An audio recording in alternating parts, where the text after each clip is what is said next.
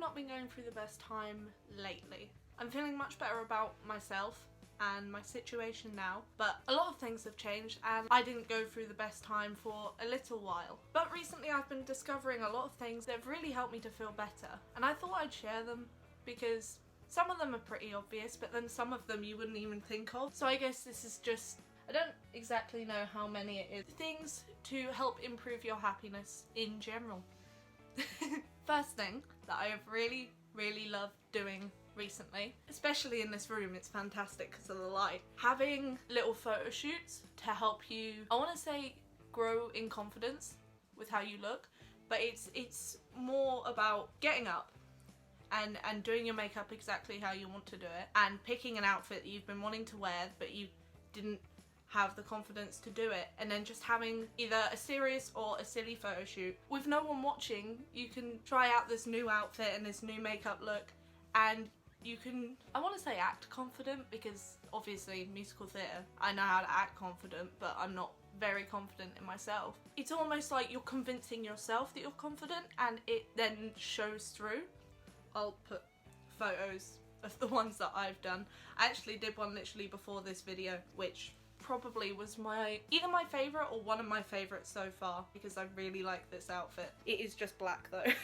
Another thing that I actually started is starting another hobby. For me, I guess it was sewing or creating, or even doing these videos, because it's like a weekly thing that you can aim towards every week and make and set a deadline for, and it keeps some structure in your life even if you don't have a lot going on. Especially during lockdown, it's definitely helped me to have something to work towards every week, and I feel like I've created something every week, which, because I'm quite a creative person, means that I don't feel stifled and that I'm not using my creativity during this time. Different versions of this: you could do sewing, you could do YouTube, you could start a new game.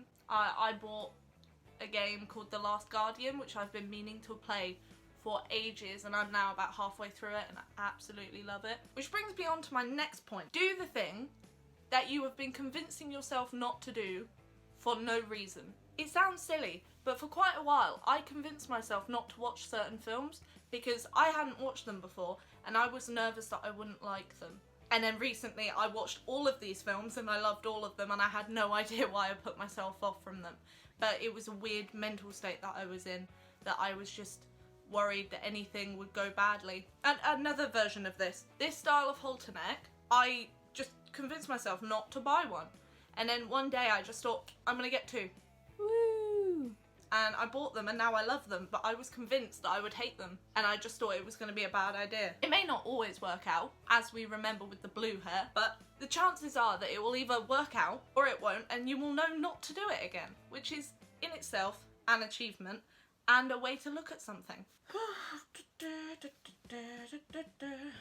There is also one that I've already talked about on this channel, if anyone remembers Taking Risks video that I did about when I went to see Simple Minds in concert with my friend Nikita. I would say just go watch the video, but the whole thing was not planned. She no longer had someone to go with, and on the day I was like, I'll come, and then we sporadically just went and saw this concert, and it was so fun. And sometimes the most unpredictable things can be the best memories. Yeah, I mean, saying yes to more opportunities and taking more risks.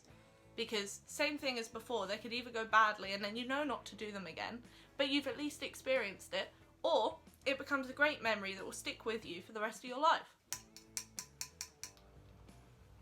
Sorry, I needed a drink.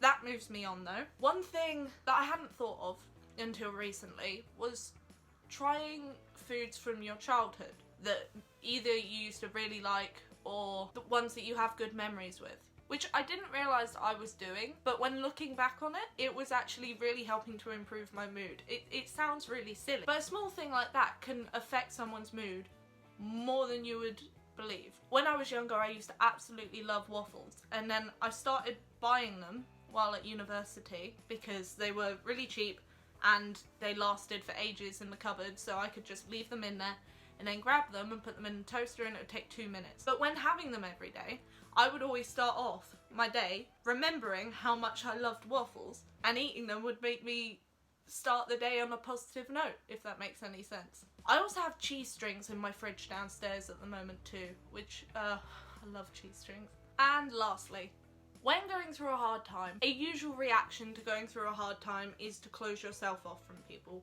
because you want time to yourself to be able to adjust to the situation and address it yourself before you are able to talk to other people about how you're feeling. Because if you don't know how you're feeling, how are you meant to tell someone else how you're feeling? And I definitely did this recently, and I didn't talk to people for a little while, maybe, I want to say a month.